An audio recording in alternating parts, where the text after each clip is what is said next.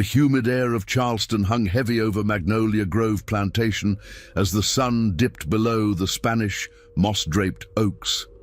Eleanor Whitmore stood on the grand veranda of her Georgian mansion, her emerald silk gown rustling in the evening breeze. At 32, she possessed a beauty that commanded attention. Raven black hair pinned in elaborate curls, porcelain skin that spoke of privilege, and eyes the color of winter storms. "Mistress Eleanor," came the voice of Samuel, her most trusted house slave, approaching with measured steps. "The gentlemen have arrived for tonight's gathering." Eleanor's lips curved into a smile that never reached her eyes. "Excellent, Samuel. Ensure everything is prepared in the East Wing, and remind the others, discretion is paramount." The plantation sprawled across 300 acres of prime South Carolina lowcountry, its wealth built on rice and indigo. But what the neighboring planters didn't know was that Eleanor had transformed the secluded east wing of her mansion into something far more lucrative than any crop. Inside the dimly lit corridors, 8 carefully selected slaves moved with practiced silence. There was Marcus, a tall man with intelligent eyes who had once been a ship's carpenter before his capture. Celia, whose beauty had caught Eleanor's calculating gaze at the Charleston slave market. Thomas, barely 20 but already broken by the system that owned him. And 5 others, each chosen for specific attributes that would appeal to Eleanor's exclusive clientele. "Tonight, we have Colonel Hartwell, Judge Morrison, and Merchant Blackwood," Eleanor announced to her staff as they gathered in what had once been the plantation's library. The room now served as a preparation chamber, its mahogany shelves hiding bottles of imported wine and French perfumes. "Remember, you are not just servants tonight. You are performers in a play that keeps this plantation profitable." Marcus clenched his fists at his sides, the iron shackle scars on his wrists hidden beneath fine cotton sleeves. "Yes, mistress," he replied, his voice steady despite the rage burning in his chest. The sound of carriages on the Oyster Shell Drive announced the arrival of the evening's guests. Colonel Hartwell, a portly man in his 50s with a reputation for cruelty toward his own slaves, stepped down from his coach with the assistance of his driver. Judge Morrison followed, his judicial robes replaced by civilian finery that couldn't disguise his predatory nature. Finally, Merchant Blackwood emerged, younger than the others but equally corrupt, his wealth built on the slave trade itself. "Gentlemen," Eleanor greeted them in the main parlor, her voice honey-sweet, "welcome to Magnolia Grove. I trust your journey from Charleston was pleasant?" "Indeed, my dear Eleanor," Colonel Hartwell replied, his eyes already scanning the room with anticipation.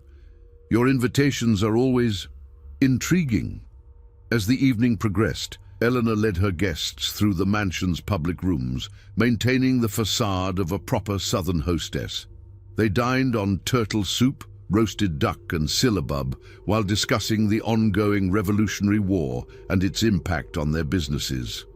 "The rebels grow bolder each day," Judge Morrison observed, cutting into his meat with deliberate precision. "Just last week they attacked a supply convoy near Georgetown." "Perhaps," Eleanor said, raising her crystal wine glass, "we should focus on more pleasant diversions this evening."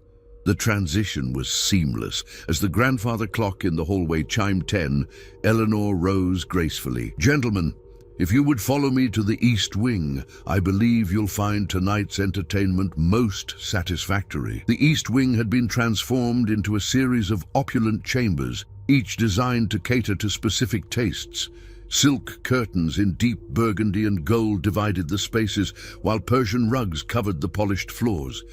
The air was thick with the scent of jasmine and sandalwood, masking the underlying tension that permeated every corner. In the largest chamber, the 8 slaves waited, dressed in clothing that walked the line between elegance and suggestion. The women wore flowing gowns that revealed more than they concealed, while the men were attired in fine shirts and breeches that emphasized their physical attributes. "My God, Eleanor," Merchant Blackwood whispered, his voice thick with desire.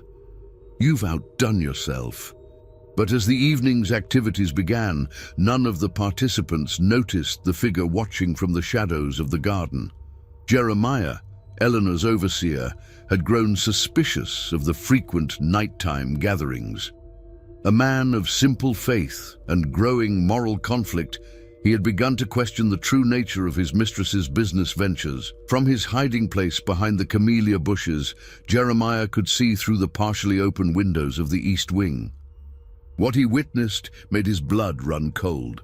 Not just the debauchery, but the clear evidence of coercion and abuse that no amount of fine clothing could disguise. As the night wore on, the sounds from within the mansion grew more disturbing. Jeremiah clutched his worn Bible, his hands trembling as he realized the full extent of what was happening under his watch.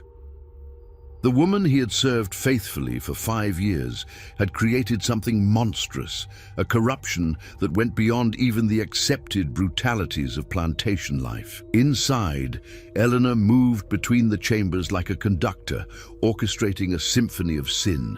She collected payments, not just money, but promises of political favors, business arrangements, and information that could prove valuable in the uncertain times ahead. Each transaction was carefully recorded in a leather-bound ledger hidden behind a false panel in her private study. "The judge seems particularly enthusiastic tonight," she murmured to Samuel as they passed in the hallway. Samuel's expression remained carefully neutral. "Yes, mistress. Shall I prepare the usual arrangements for his departure?" "Of course, and Samuel, ensure that Celia receives the special tonic afterward. We can't have any complications." As dawn approached, the guests departed one by one, their carriages disappearing into the morning mist that rose from the Ashley River. The slaves were dismissed to their quarters, some limping, all bearing the invisible wounds of another night's degradation. Eleanor stood alone in her study, counting the evening's profits. Gold coins clinked softly as she sorted them into different pouches, some for household expenses, others for the special fund she was building for an uncertain future. The war had made everything unpredictable, and she intended to be prepared for any outcome. Outside, Jeremiah remained hidden in the garden, his mind racing with the implications of what he had witnessed. As a man of God, he knew he should act, but as an employee dependent on Eleanor's goodwill, he understood the danger of crossing her. The internal conflict tore at him as he finally made his way back to his small cabin behind the main house. The sun rose over Magnolia Grove, painting the mansion's white columns in shades of gold and pink. To any passing traveler, it would appear to be just another prosperous plantation, a symbol of southern gentility and success. But beneath its beautiful facade lay secrets that would soon threaten to destroy not just Eleanor and her guests, but the very foundations of Charleston society. As Eleanor finally retired to her chambers, she paused at her bedroom window, looking out over the grounds she controlled, with an iron fist wrapped in silk gloves. She had built something unprecedented, a network of power and corruption that reached into the highest levels of colonial society. But she had also created something dangerous, a web of secrets that could easily entangle her if she wasn't careful. The game had begun, and the stakes were higher than anyone yet realized.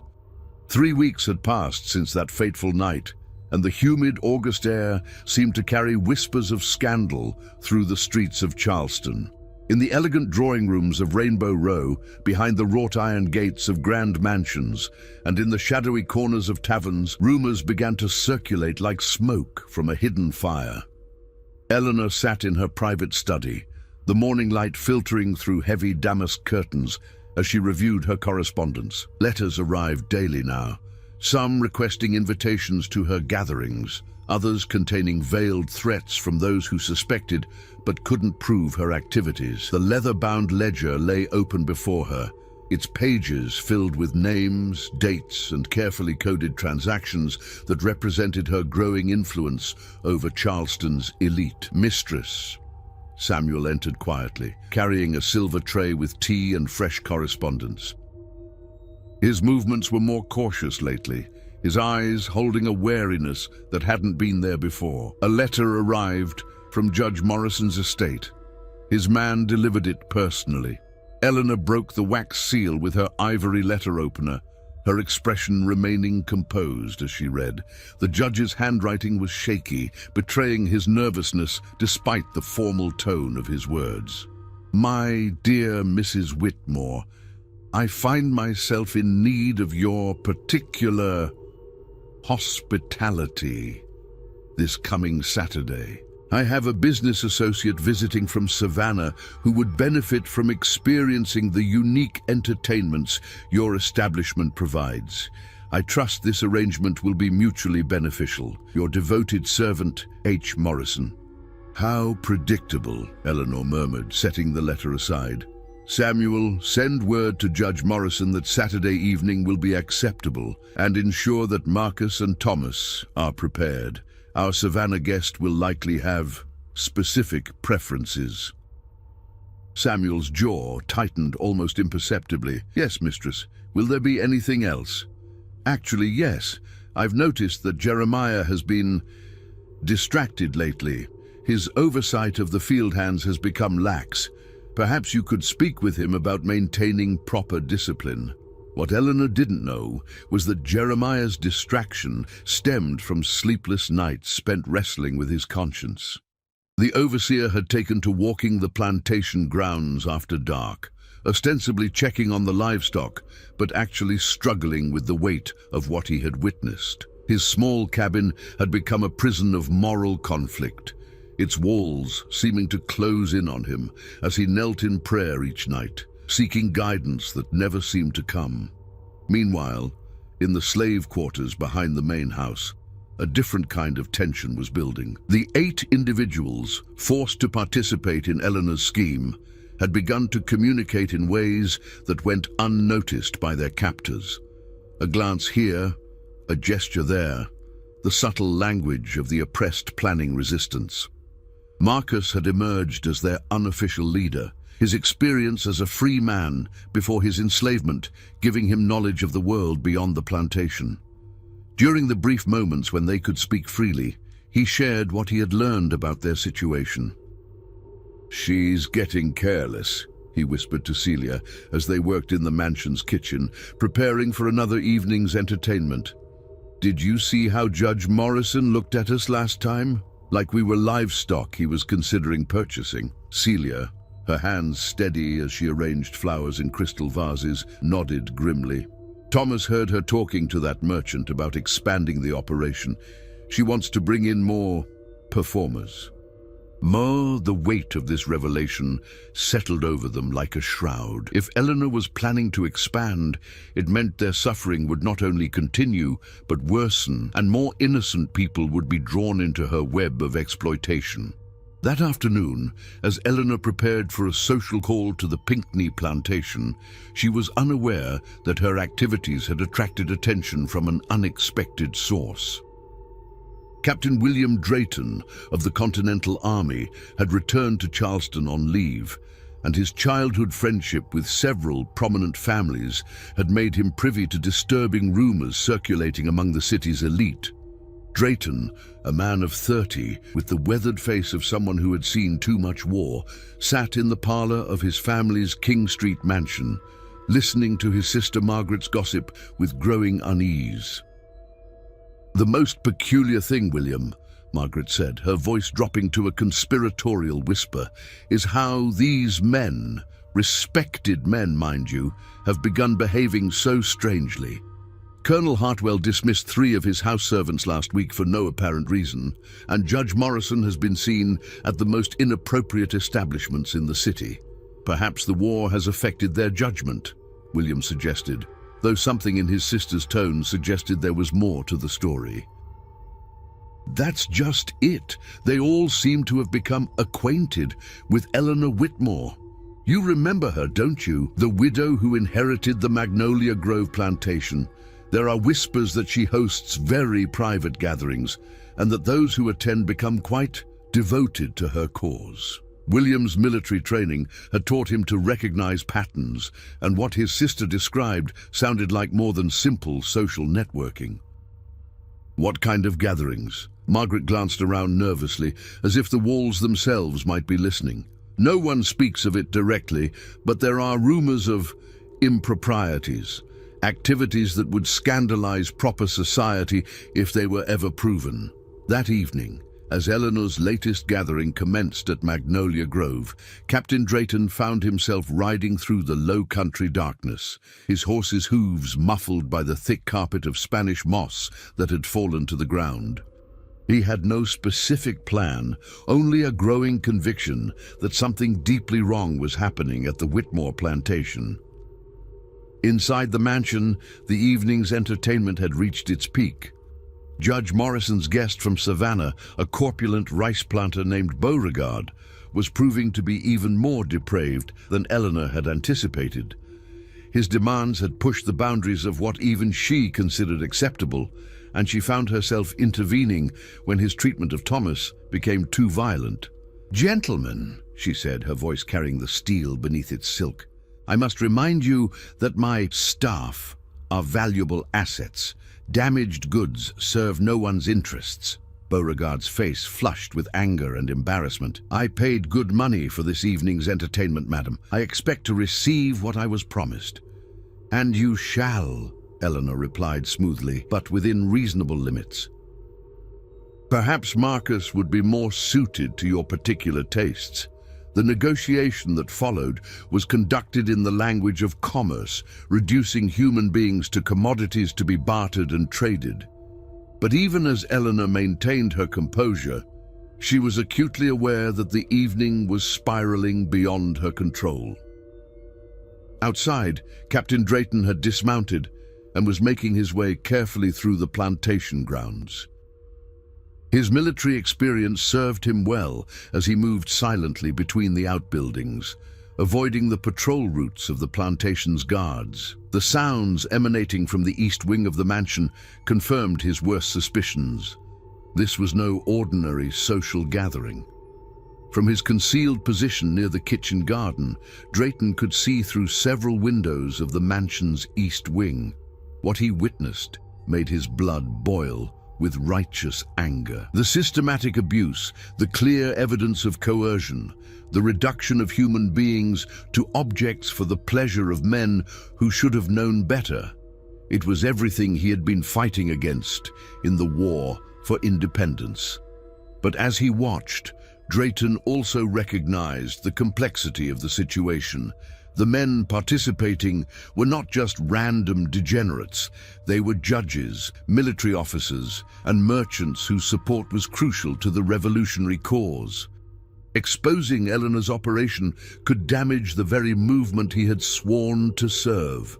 As the night wore on, the situation inside the mansion deteriorated further. Beauregard's violence escalated despite Eleanor's warnings, and when Thomas collapsed from his injuries, the evening came to an abrupt halt. The young man's unconscious form served as a stark reminder of the human cost of Eleanor's enterprise. "I think it's time for our guests to depart," Eleanor announced, her voice carrying a finality that brooked no argument. "Samuel, please assist our friends to their carriages."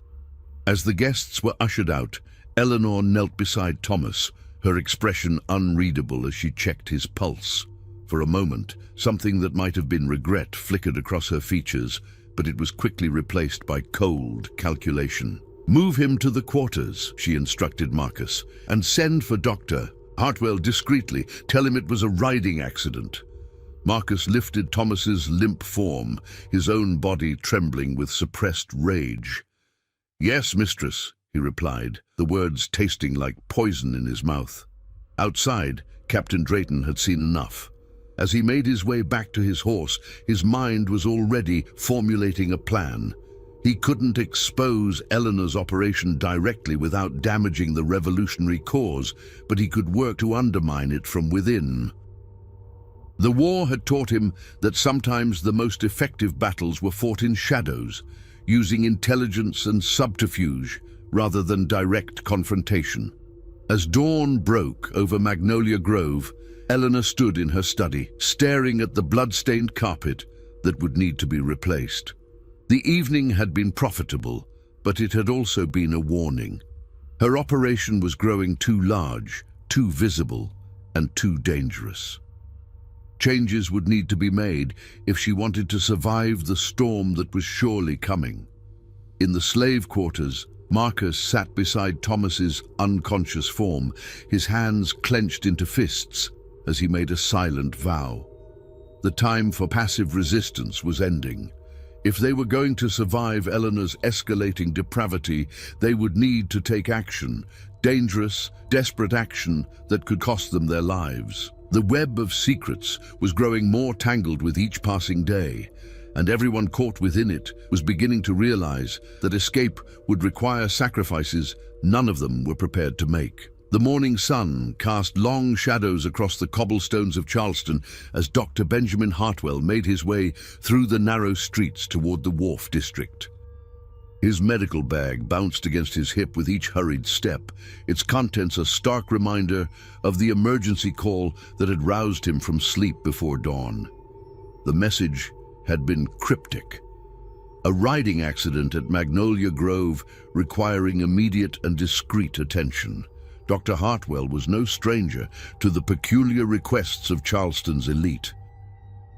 As one of the city's most respected physicians, he had treated everything from dueling wounds to mysterious ailments that required absolute confidentiality. But something about this particular summons filled him with unease, perhaps because it came from Eleanor Whitmore, a woman whose reputation had become increasingly complicated.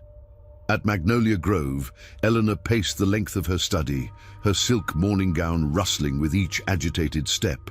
Thomas had regained consciousness during the night, but his injuries were severe enough to require professional medical attention. More troubling still, his condition had sparked something dangerous among the other slaves, a unity of purpose that she recognized as potentially explosive. "Mistress?" Samuel entered quietly, his usual composure showing cracks of strain. "Dr. Hartwell has arrived. I've taken him directly to the quarters as you instructed." Eleanor nodded, her mind racing through the implications of bringing an outsider into her carefully constructed world. Dr. Hartwell was known for his discretion, but he was also a man of strong moral convictions. If he suspected the true nature of Thomas's injuries, "Remain with him during the examination," she instructed Samuel. "Ensure that our story remains consistent, a fall from his horse while exercising the animals." In the slave quarters, Dr. Hartwell knelt beside Thomas's makeshift bed, his experienced hands probing the young man's injuries with professional detachment.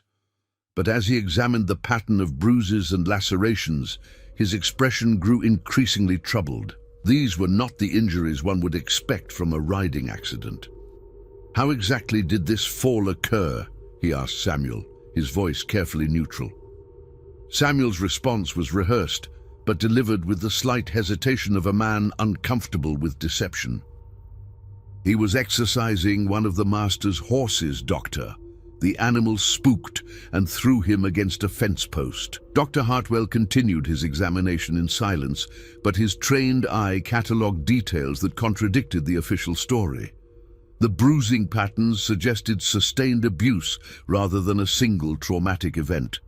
The defensive wounds on Thomas's hands and arms spoke of a struggle, not an accident. Most damning of all, the young man's eyes held a haunted quality that the doctor had seen before in victims of systematic violence. "He'll need several days of rest," Dr. Hartwell announced finally, closing his medical bag with deliberate care. "The injuries are extensive. I'll need to return tomorrow to check on his progress." As the doctor prepared to leave, Thomas grabbed his wrist with surprising strength. "Doctor," he whispered, his voice barely audible, "please." But before he could say more, Samuel stepped forward. "The boy is delirious from the pain, Doctor. Perhaps something for the discomfort." Dr. Hartwell looked between Thomas and Samuel, recognizing the complex dynamics at play. He administered a mild sedative, but his mind was already working through the implications of what he had witnessed. As he made his way back to the main house, he found Eleanor waiting for him in the front parlor. "How is he, doctor?" she asked, her voice carrying just the right note of concerned employer. "He'll recover," Dr. Hartwell replied carefully, "though I must say, it was quite a severe accident. Perhaps your overseer should review the safety protocols for exercising the horses." Eleanor's smile was perfectly calibrated, grateful but not overly effusive. "Of course, doctor. We can't have our people getting injured. It's bad for everyone involved." The choice of words was telling, and Dr. Hartwell filed it away for future consideration. As he accepted payment for his services, a sum notably larger than his usual fee, he couldn't shake the feeling that he had become complicit in something far more sinister than a simple riding accident. Meanwhile, Captain William Drayton had spent the morning making discreet inquiries among his contacts in Charleston's military and civilian leadership. What he learned painted a disturbing picture of corruption that reached into the highest levels of colonial society. Judge Morrison's recent legal decisions had shown an unusual pattern of leniency towards certain defendants, all of whom had connections to Eleanor Whitmore. Colonel Hartwell had been reassigning military supplies in ways that benefited specific merchants, again with ties to the Magnolia Grove plantation. "It's as if she has some kind of hold over them," Drayton confided to his friend, Lieutenant James Rutledge, as they shared a bottle of Madeira in the privacy of Drayton's study. "Men who were previously known for their integrity are making decisions that serve her interests rather than the public good." Rutledge, a sharp-featured man with the calculating mind of a natural intelligence officer, leaned forward with interest. "What kind of hold could a plantation widow have over such powerful men?" "That's what I intend to find out," Drayton replied, his voice carrying the determination of a man who had found his next mission. Back at Magnolia Grove, the afternoon brought an unexpected visitor. Jeremiah, the plantation overseer, finally worked up the courage to request a private audience with Eleanor. His weathered hands trembled slightly as he knocked on the door of her study, his worn Bible tucked under his arm like a shield against the corruption he had witnessed. "Come in, Jeremiah," Eleanor called, not looking up from her correspondence. "I trust the field hands are maintaining proper productivity." Jeremiah entered slowly, his eyes taking in the opulent furnishings that surrounded his employer. The contrast between this luxury and the suffering he had witnessed in the slave quarters struck him with renewed force. "Mistress Eleanor," he began, his voice hoarse with emotion, "I need to speak with you about certain activities that have been taking place on the plantation." Eleanor's pen stopped moving across the paper, though she still didn't look up. "Oh, what activities would those be, Jeremiah?" The overseer's resolve wavered under her calm tone, but the weight of his conscience drove him forward. "The gatherings in the East Wing, ma'am, the things I've seen, they ain't right, they ain't Christian." Now Eleanor did look up, her storm-grey eyes fixing on Jeremiah with an intensity that made him step backward involuntarily. "I'm not sure what you think you've seen, Jeremiah, but I would be very careful about making accusations you can't prove." "I ain't making accusations, ma'am," Jeremiah replied, his voice gaining strength from desperation. "I'm just saying that what's happening here, it's wrong. Those people are suffering, and I can't stand by and watch it anymore." Eleanor rose from her desk with fluid grace, moving around to stand directly in front of the overseer. At 5 feet 6 inches, she was not a tall woman, but her presence filled the room with an almost physical force. "Jeremiah," she said softly, "you've been with this plantation for 15 years. You've seen it prosper under my management, providing employment and security for dozens of families. Are you really prepared to jeopardize all of that based on misunderstandings?" The threat was subtle but unmistakable. Jeremiah's family lived in a cabin on the plantation grounds. His wife worked in the mansion's kitchen, and his teenage son helped with the horses. Eleanor's words reminded him that his moral stance could destroy not just his own life, but the lives of those he loved most. I just think maybe things could be done different," he said finally, his resolve crumbling under the weight of practical considerations. Eleanor's smile was warm and understanding. the expression of a benevolent employer dealing with a confused subordinate. Of course they could, Jeremiah, and I appreciate your concern. Perhaps it would be best if you focused on your duties with the field hands and left the management of the household staff to me. After all, that's what I pay you for. As Jeremiah left the study, his shoulders slumped in defeat, Eleanor returned to her desk with a sense of satisfaction. The overseer's moral qualms had been neutralized without the need for more drastic measures. But his visit had also served as a warning. If Jeremiah had noticed her activities, others might have as well. That evening, as Eleanor prepared for another gathering, she made a decision that would prove to be her first serious mistake. Instead of scaling back her operation in response to the growing scrutiny, she chose to expand it. The profits were too substantial, the power too intoxicating, and the network of compromised officials too valuable to abandon. "Samuel," she called as she reviewed the evening's guest list, "send word to our contacts in Savannah and Georgetown. It's time to establish satellite operations. If we're going to build an empire, we need to think beyond the boundaries of a single plantation." Samuel's expression remained carefully neutral, but inwardly he felt a chill of premonition. Eleanor's ambition was leading them all toward a precipice, and he could see no way to stop their inevitable fall. As night fell over Magnolia Grove, the various players in this deadly game moved toward their next confrontation, each believing they understood the rules, none realizing that the game itself was about to change in ways that would destroy them all. The price of silence was rising, and soon someone would be forced to pay it in full. October winds swept across the Ashley River, carrying with them the scent of marsh grass and the distant sound of cannon fire from the ongoing siege of Charleston. The Revolutionary War had reached South Carolina with a vengeance, and the uncertainty of the times made Eleanor's clandestine operation both more dangerous and more profitable. Desperate men sought escape from the chaos of war, and Eleanor was more than willing to provide it for a price. Captain William Drayton stood on the ramparts of Fort Moultrie, his spyglass trained on the British ships anchored in Charleston Harbor. The enemy fleet had been there for weeks, a constant reminder that the war was far from over. But Drayton's mind wasn't entirely focused on military strategy. His investigation into Eleanor Whitmore's activities had revealed a web of corruption that threatened to undermine the revolutionary cause from within. "Sir," Lieutenant Rutledge approached with a dispatch pouch, "intelligence reports from our contacts in the city." Drayton lowered his spyglass and accepted the leather pouch, breaking the wax seal with practiced efficiency. The contents confirmed his worst fears.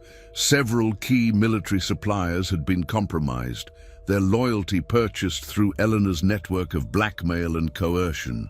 Weapons meant for Continental forces were being diverted to British sympathizers, and strategic information was being leaked to enemy agents.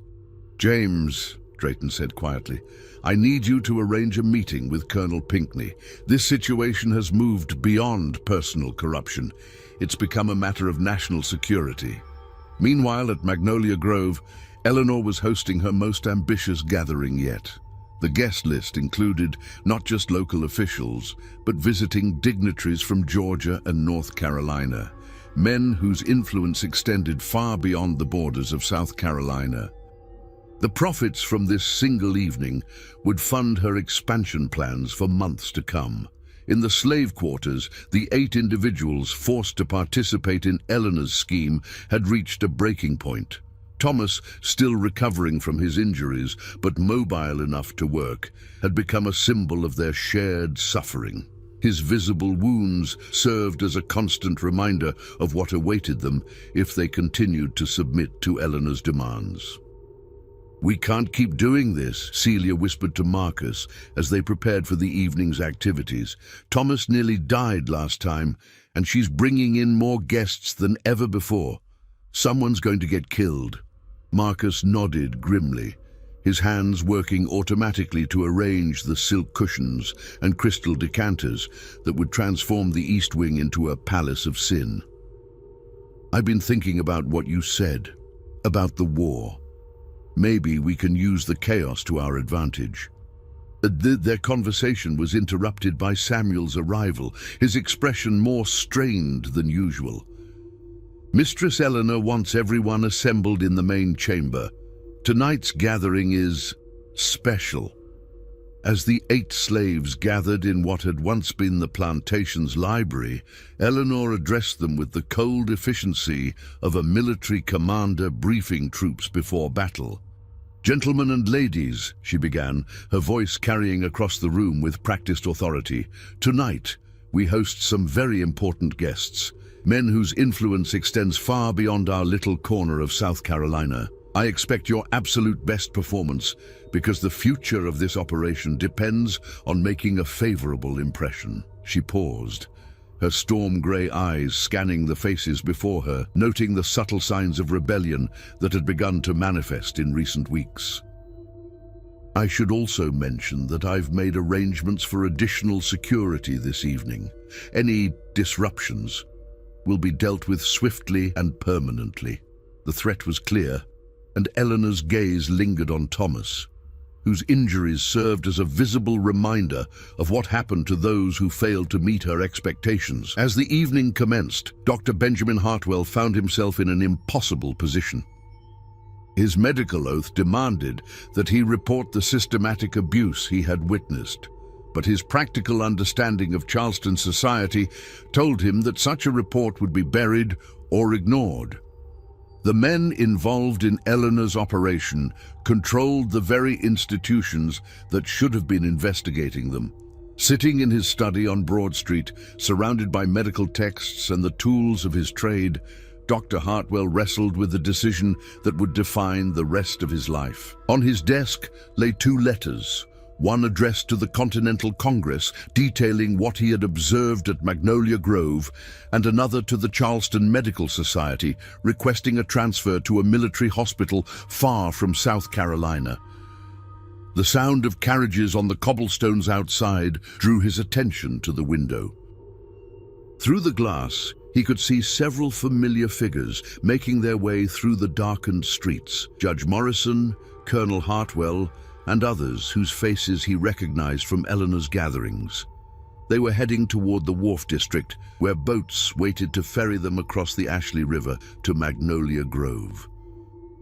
"God forgive me," Dr. Hartwell whispered, reaching for the letter addressed to the Continental Congress. His hand trembled as he broke the wax seal on his writing desk, but his resolve was firm. Some sins were too great to ignore, regardless of the consequences. At Magnolia Grove, the evening's entertainment had reached new levels of depravity. The visiting dignitaries had brought with them appetites that shocked even Eleanor's jaded sensibilities. What had begun as a sophisticated operation catering to the desires of refined gentlemen had devolved into something approaching a Roman orgy, complete with violence and degradation that pushed the boundaries of human endurance. "Enough!" Marcus's voice cut through the chaos like a sword, his massive frame rising from where he had been forced to kneel.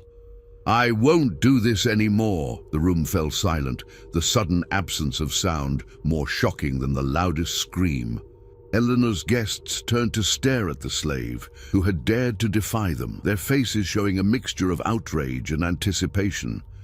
Violence was, after all, just another form of entertainment. "Marcus," Eleanor's voice was deadly calm, "you will resume your position immediately or face the consequences." "No," Marcus replied, his voice steady despite the terror he felt. "I'd rather die as a man than live as your animal." The confrontation that followed was swift and brutal. Eleanor's security guards, armed with clubs and whips, moved to subdue the rebellious slave. But Marcus had not acted alone. His defiance was the signal the others had been waiting for. Celia grabbed a crystal decanter and smashed it against the wall, creating a makeshift weapon. Thomas, despite his injuries, threw himself at one of the guards. The other slaves joined the melee, their desperation giving them strength they didn't know they possessed. The guests scattered in panic, their evening of pleasure transformed into a nightmare of violence and chaos. Judge Morrison stumbled over an overturned chair in his haste to escape, while Colonel Hartwell shouted for his carriage driver to prepare for immediate departure. But the rebellion was doomed from the start.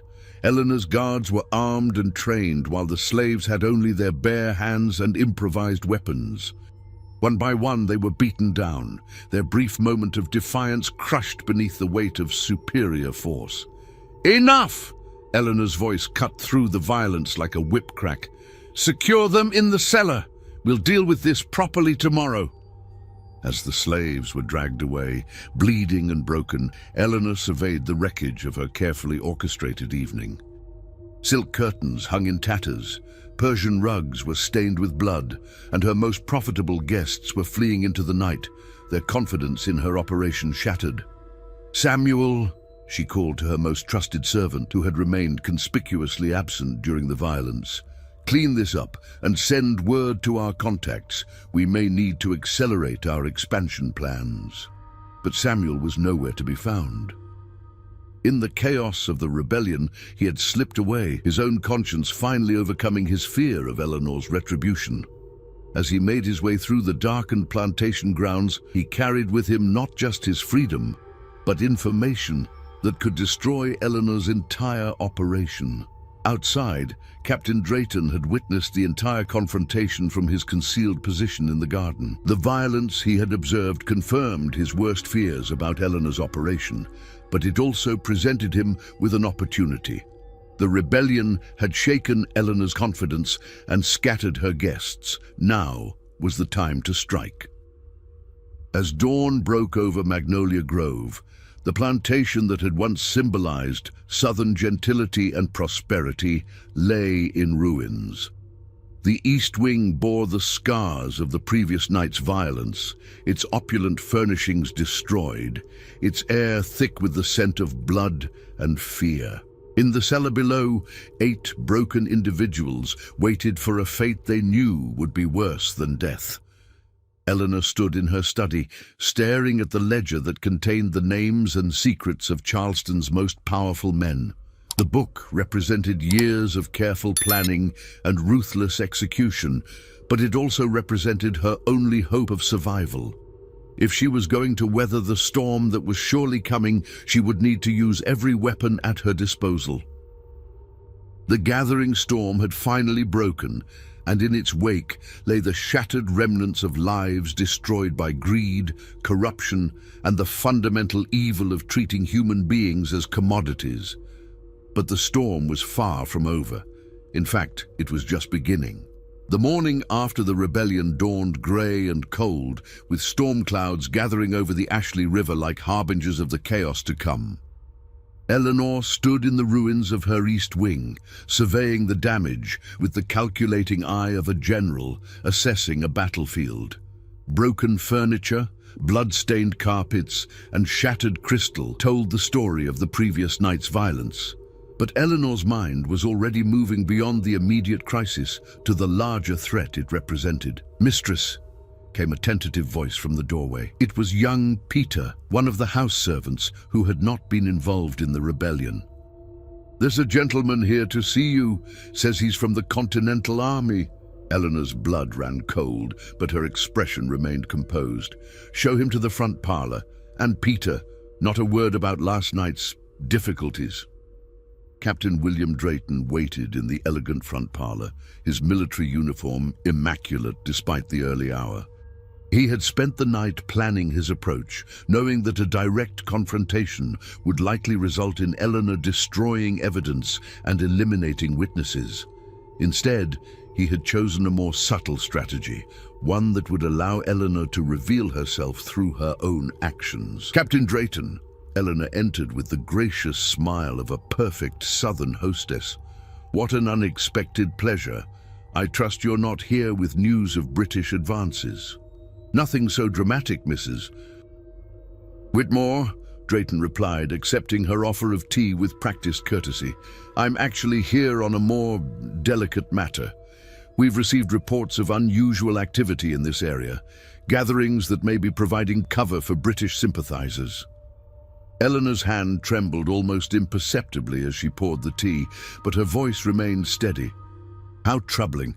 I can assure you, Captain, that Magnolia Grove has always been loyal to the revolutionary cause. Perhaps these reports concern one of the neighboring plantations. Perhaps, Drayton agreed, his eyes taking in the details of the room, the expensive furnishings, the imported fabrics, the subtle signs of wealth that exceeded what a rice plantation should have generated. Still, I'm sure you understand that we must investigate all possibilities. The war effort depends on maintaining the loyalty of our civilian leadership. The conversation continued for another 20 minutes, a delicate dance of accusation and denial, with both participants fully aware of the subtext beneath their polite words. When Drayton finally departed, Eleanor knew that her time was running out. The captain's visit had been a warning. The Continental Army was aware of her activities and was preparing to act. In Charleston, Dr. Benjamin Hartwell's letter had reached its intended recipient, Colonel Charles Pinckney, one of the most respected military leaders in South Carolina. Pinckney read the physician's detailed account with growing horror, recognizing not just the moral implications of Eleanor's operation, but the strategic threat it posed to the revolutionary cause. "James," Pinckney called to his aide-de-camp, "I need you to arrange a meeting with our most trusted intelligence officers. And send word to Captain Drayton. Tell him his investigation has been given the highest priority." Meanwhile, Samuel had reached Charleston after a harrowing night journey through the swamps and backwaters of the Low Country. His knowledge of Eleanor's operation made him a valuable witness, but also a marked man. He knew that Eleanor would stop at nothing to silence him, and that his only hope of survival lay in reaching the Continental authorities before her agents found him. Taking refuge in the basement of St. Philip's Church, Samuel began writing his own account of the horrors he had witnessed at Magnolia Grove. His hands shook as he recalled the systematic abuse, the corruption of public officials, and the network of blackmail that Eleanor had used to build her empire of sin. Back at the plantation, Eleanor was implementing her own survival strategy. The 8 slaves who had participated in the rebellion were too dangerous to keep alive. They had seen too much and could testify to activities that would destroy not just Eleanor, but the powerful men who had participated in her gatherings. "Jeremiah," she called to her overseer, who had been conspicuously absent since the previous evening's violence. "I need you to prepare the boat. We have some cargo that needs to be transported downriver." Jeremiah's face went pale as he understood the implication of Eleanor's words. "Mistress, I won't be part of murder." Eleanor's expression hardened, the mask of southern gentility finally slipping to reveal the cold calculation beneath. "You'll do as you're told, Jeremiah, or you'll join them in the river.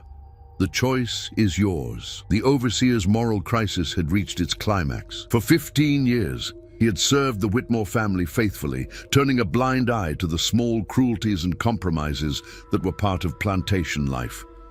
But this was different. This was wholesale murder, and his conscience would not allow him to participate. "I can't do it," he said finally, his voice barely above a whisper. "I won't." Eleanor's response was swift and decisive.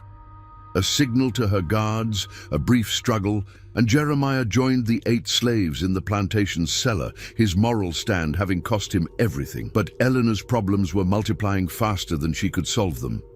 Word of the previous night's violence had spread among the plantation's other slaves, creating an atmosphere of fear and potential rebellion that threatened to spiral out of control. More immediately, several of her most important guests had failed to return home, their families beginning to ask uncomfortable questions about their whereabouts. Judge Morrison's wife had already sent servants to inquire about her husband's absence, while Colonel Hartwell's aide-de-camp was making discreet inquiries about his superior's activities. The carefully constructed facade of respectability that had protected Eleanor's operation was beginning to crumble. In the cellar beneath the mansion, Marcus and his fellow prisoners had not given up hope. Despite their injuries and the hopelessness of their situation, they continued to plan and scheme, looking for any opportunity to escape or at least ensure that their story would be told. "If we're going to die," Marcus whispered to Celia in the darkness, "we need to make sure someone knows what happened here. Someone who can make Eleanor pay for what she's done." Celia nodded, her fingers working at the ropes that bound her wrists. Thomas managed to hide something before they caught him. A piece of paper with names and dates. "If we can get it to the right people." Their conversation was interrupted by the sound of footsteps on the cellar stairs. Eleanor descended into the darkness, flanked by 2 armed guards, her silk gown incongruous in the dank underground chamber. "I'm afraid your time here has come to an end," she announced, her voice carrying the false regret of a theater performer. "You've caused me considerable inconvenience, and I simply can't allow that to continue." But as Eleanor prepared to give the order for their execution, a commotion erupted from the main floor of the mansion. Shouts, the sound of running feet, and then the unmistakable crack of musket fire echoed through the building. Captain Drayton had returned, this time with a full company of Continental soldiers. His investigation had uncovered enough evidence to justify a military raid, and he was determined to end Eleanor's operation once and for all. "Secure the grounds!" Drayton shouted as his men spread out across the plantation. "No one leaves without authorization!"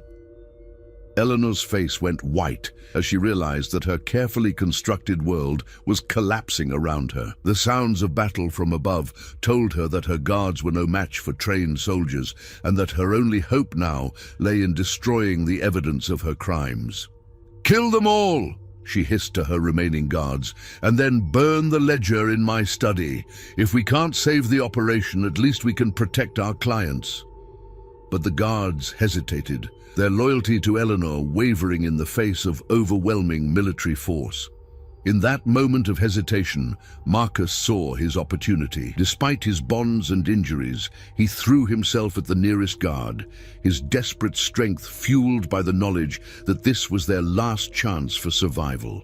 The cellar erupted in violence as the prisoners fought for their lives against their captors. In the chaos, Celia managed to grab the keys from a fallen guard, quickly freeing herself and the others. But Eleanor had already fled, racing up the stairs toward her study and the incriminating ledger that could destroy half of Charleston's elite. Captain Drayton met her at the top of the stairs, his pistol drawn and his expression grim. "Mrs. Eleanor Whitmore, by the authority of the Continental Congress, you are under arrest for treason, conspiracy, and crimes against humanity." Eleanor's response was to laugh, a sound devoid of humor or sanity. "You have no idea what you've done, Captain. That ledger contains the names of judges, colonels, merchants, and politicians, men who have been instrumental in the revolutionary cause. Destroy me, and you destroy them as well." "Then perhaps," Drayton replied coldly, "it's time for a reckoning that goes beyond just you." As Eleanor was led away in chains, the full scope of her operation began to emerge. The ledger in her study contained detailed records of 3 years of systematic corruption, blackmail, and abuse. The names it contained would shock Charleston society and lead to the downfall of dozens of prominent men. But the reckoning was far from over. Eleanor's network extended beyond South Carolina, reaching into Georgia, North Carolina, and Virginia. The investigation that began at Magnolia Grove would ultimately expose a web of corruption that threatened the very foundations of the revolutionary government. As the sun set over the Ashley River, the plantation that had once been a symbol of Southern prosperity lay in ruins, its dark secrets finally exposed to the light of justice. But the cost of that exposure would be higher than anyone had imagined, and the reverberations would be felt for generations to come. The reckoning had begun, and no one would emerge unscathed. The Charleston jail had never housed a prisoner quite like Eleanor Whitmore. Even in shackles, she maintained an air of aristocratic dignity that unsettled her guards and fellow inmates alike. Her cell, though Spartan, had been arranged with small comforts: a writing desk, proper bedding, and meals that reflected her social status. But these privileges came with a price. Eleanor was expected to cooperate with the investigation that was rapidly expanding beyond anyone's initial expectations. Captain Drayton sat across from Eleanor in the jail's interrogation room, the infamous ledger open between them. 3 weeks had passed since her arrest, and each day had brought new revelations that sent shockwaves through Charleston's elite society. The leather-bound book contained more than just records of financial transactions. It was a detailed chronicle of corruption that reached into every level of colonial government. "Mrs. Whitmore," Drayton began, his voice carefully controlled, "we've verified the entries for Judge Morrison and Colonel Hartwell. Both men have confessed to their involvement in exchange for reduced sentences. But these other names," he gestured to a list that filled several pages. "Some of these men are considered heroes of the Revolution." Eleanor's smile was cold and calculating. "Heroes, Captain, or simply men who were clever enough to profit from chaos while maintaining their public reputations? I provided a service that they desperately wanted, and they paid handsomely for the privilege." The scope of Eleanor's network was staggering. Her operation had extended far beyond the confines of Magnolia Grove, with satellite locations in Savannah, Georgetown, and even as far north as Wilmington. Each location had been carefully managed by trusted associates who reported directly to Eleanor, creating a web of corruption that spanned hundreds of miles. "Tell me about Virginia," Drayton pressed, pointing to a series of entries that referenced prominent Richmond families. "These transactions occurred during the siege of Yorktown. Are you telling me that while our soldiers were dying to secure independence, these men were enjoying themselves at my expense?" Eleanor finished. "Captain, you seem to have a romantic view of war and politics. Men in power have always sought pleasure and escape, regardless of the circumstances. I simply provided what they wanted in a discreet and professional manner." But Eleanor's cooperation came with conditions. She demanded immunity from execution in exchange for her testimony, and she insisted on protective custody for the duration of the investigation. She knew that many of the men named in her ledger would stop at nothing to silence her permanently. Meanwhile, the 8 survivors of Eleanor's operation were recovering in a military hospital in Charleston, their testimonies providing crucial corroboration for the evidence found in the ledger. Marcus had emerged as their spokesman, his intelligence and natural leadership making him an effective witness despite the trauma he had endured. "She kept detailed records of everything," Marcus told Colonel Pinckney during one of many debriefing sessions. "Not just the financial transactions, but personal information about each client, their preferences, their fears, their weaknesses. She used that information to control them, to make them dependent on her services. The psychological manipulation had been as sophisticated as it was cruel." Eleanor had carefully studied each of her clients, identifying their vulnerabilities and exploiting them with surgical precision.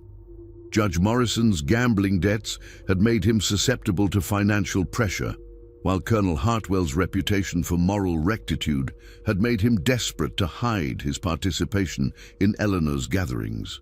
"She told us we were performers in a play," Celia added, her voice still shaky from the memories. "But we weren't the only ones performing.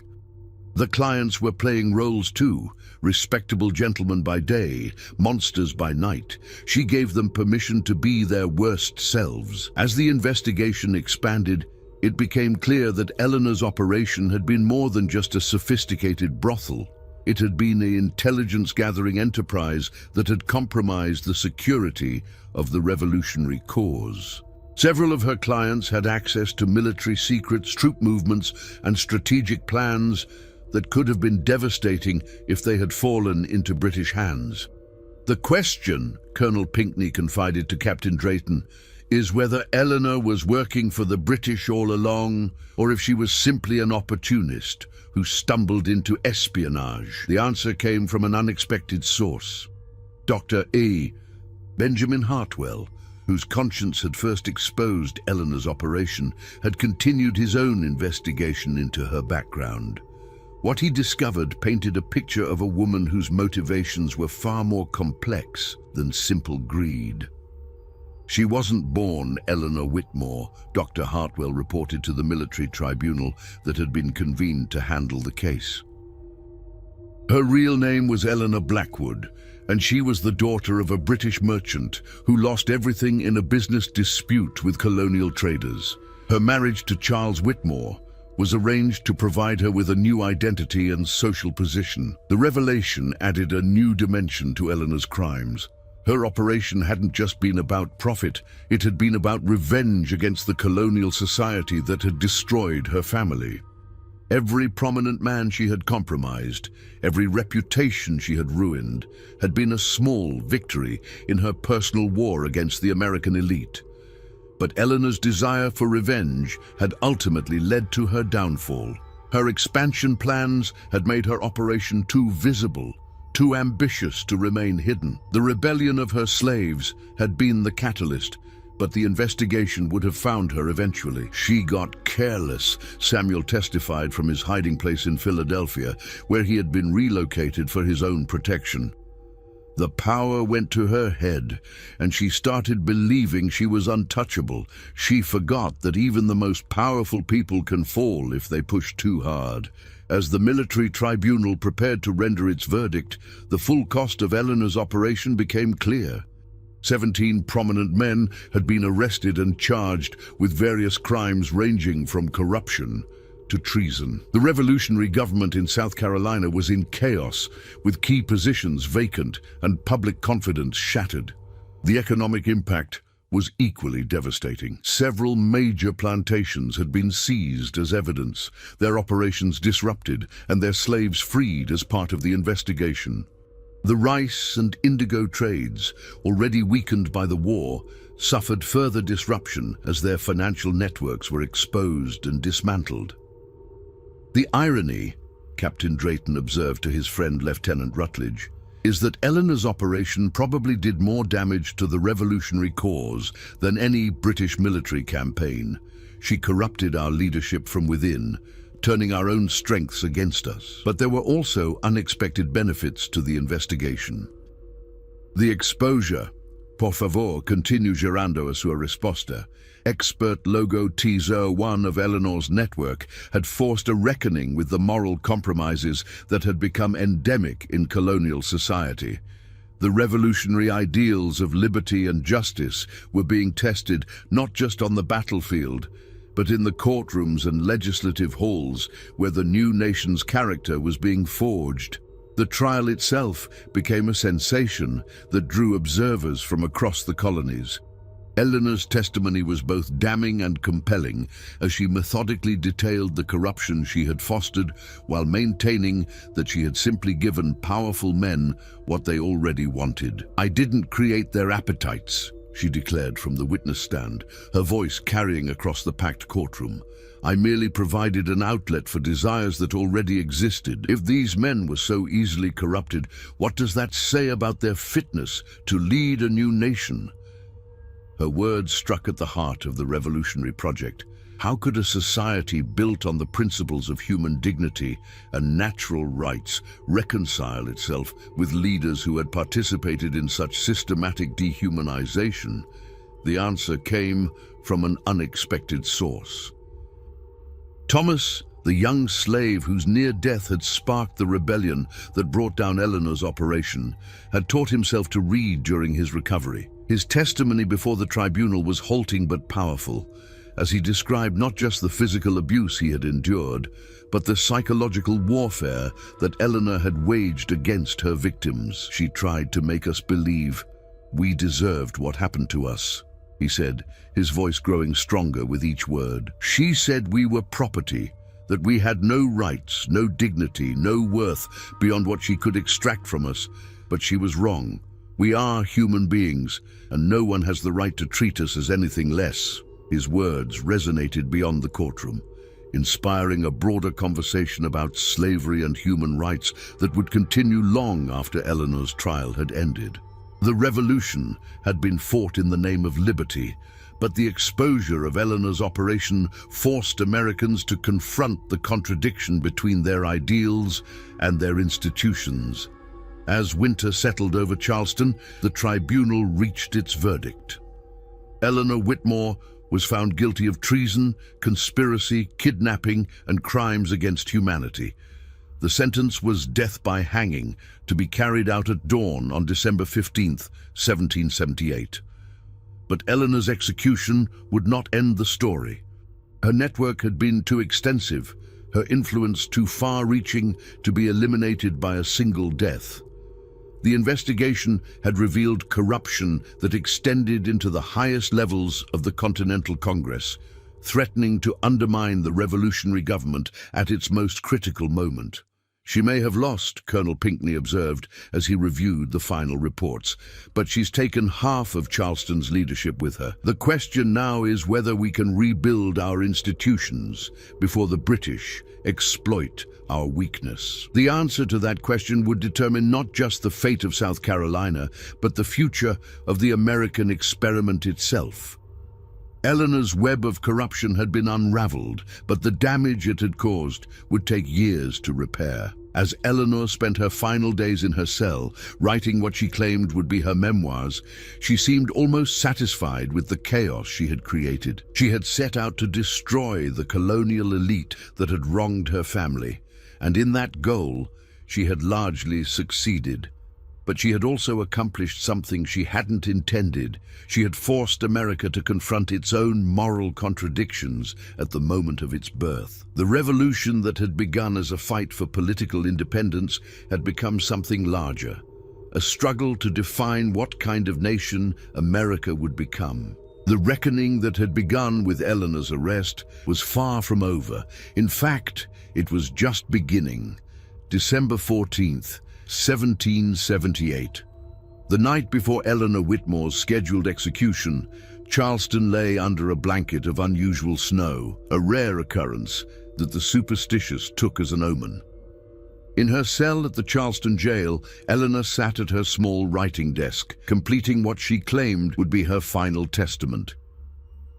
The manuscript, already running to over 200 pages, contained not just her version of events, but detailed revelations about corruption that extended far beyond what had been revealed at her trial. Mrs. Whitmore, Captain Drayton entered her cell for what would be their final conversation. "I've come to offer you one last opportunity to provide information that might benefit the revolutionary cause." Eleanor looked up from her writing, her storm-gray eyes reflecting a mixture of defiance and resignation. Even facing death, she maintained the aristocratic bearing that had served her so well in life. "Captain, I've told you everything that serves my purposes. The rest dies with me." But Eleanor's calm facade masked a desperate final gambit. Hidden within her manuscript were coded messages intended for surviving members of her network, instructions for destroying evidence, relocating compromised operations, and protecting the identities of clients who had not yet been exposed.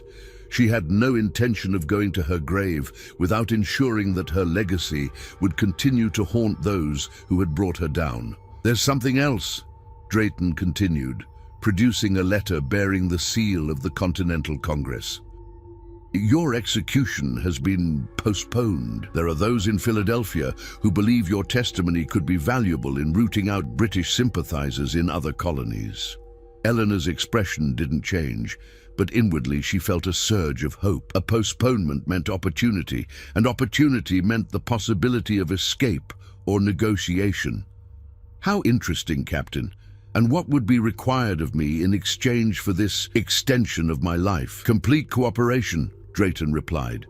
"Names, locations, financial records, everything you know about corruption in the revolutionary government. In exchange, your sentence would be commuted to life imprisonment." The offer was tempting, but Eleanor had not survived this long by accepting the first deal presented to her. "I'll need time to consider your proposal, Captain. Such a decision requires careful thought." What Eleanor didn't know was that the postponement was itself a trap. Military intelligence had intercepted communications suggesting that Eleanor's surviving associates were planning a rescue attempt. By delaying the execution, the authorities hoped to draw these conspirators into the open where they could be captured. Meanwhile, in a safe house on the outskirts of Charleston, 3 of Eleanor's former associates were indeed planning a desperate rescue mission. James Blackwood, Eleanor's cousin and the manager of her Savannah operation, had arrived in Charleston with 2 trusted associates and a plan that was as audacious as it was dangerous. "The jail is heavily guarded," reported William Crane, a former British officer who had been recruited into Eleanor's network. "But there's a weakness in their security during the changing of the guard at midnight. If we move quickly and quietly, we might be able to extract her." The plan was fraught with risk, but the alternatives were worse. Eleanor's manuscript contained enough information to destroy all of them, and they couldn't be certain that she wouldn't eventually cooperate with the authorities to save her own life. "She knows too much," Blackwood said grimly. "If we can't rescue her, we may have to ensure her silence permanently." The implication was clear. If they couldn't save Eleanor, they would have to kill her before she could reveal their secrets. As midnight approached on December 15th, the various players in this final act moved toward their confrontation. Eleanor lay on her narrow cot, feigning sleep while actually listening for any sound that might indicate a rescue attempt. Captain Drayton waited in the shadows outside the jail, his soldiers positioned to intercept any attempt to breach the building's security. The attack came at exactly midnight, just as the guard was changing. Blackwood and his associates moved with military precision, using smoke bombs to create confusion while they fought their way toward Eleanor's cell.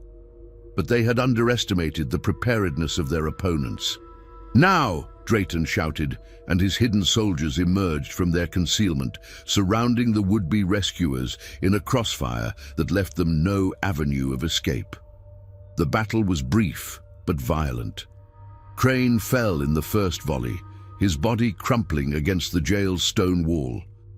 Blackwood fought desperately, knowing that capture meant certain death, but he was overwhelmed by superior numbers. Only one of the 3 attackers survived to be taken prisoner. Eleanor heard the gunfire from her cell, understanding immediately that her last hope of rescue had failed. When Captain Drayton appeared at her cell door, his uniform singed by gunpowder and his expression grim, she knew that her time had finally run out. "Your cousin is dead," Drayton reported without preamble. "Along with his associate, the 3rd man is in custody and has already begun providing information about your remaining operations." Eleanor's composure finally cracked, tears streaming down her face as she realized that her network, her life's work, was being systematically destroyed. "You don't understand what you've done," she whispered. "The corruption I exposed was just the surface. There are deeper currents, older conspiracies that will destroy this revolution from within." "Then help us stop them," Drayton urged. "Your execution is scheduled for dawn. You have perhaps 6 hours to decide whether you want to die as a traitor or live as someone who helped save the cause of independence." But Eleanor had made her choice long ago. She had set out to destroy the colonial elite that had wronged her family, and she would not betray that mission even to save her own life. "I'll take my secrets to the grave, Captain. Let history judge whether I was a patriot or a traitor." As dawn broke over Charleston Harbor, a crowd gathered in the town square to witness Eleanor Whitmore's execution. The gallows had been erected in front of the courthouse, its stark wooden frame silhouetted against the morning sky. Among the spectators were many whose lives had been touched by Eleanor's operation.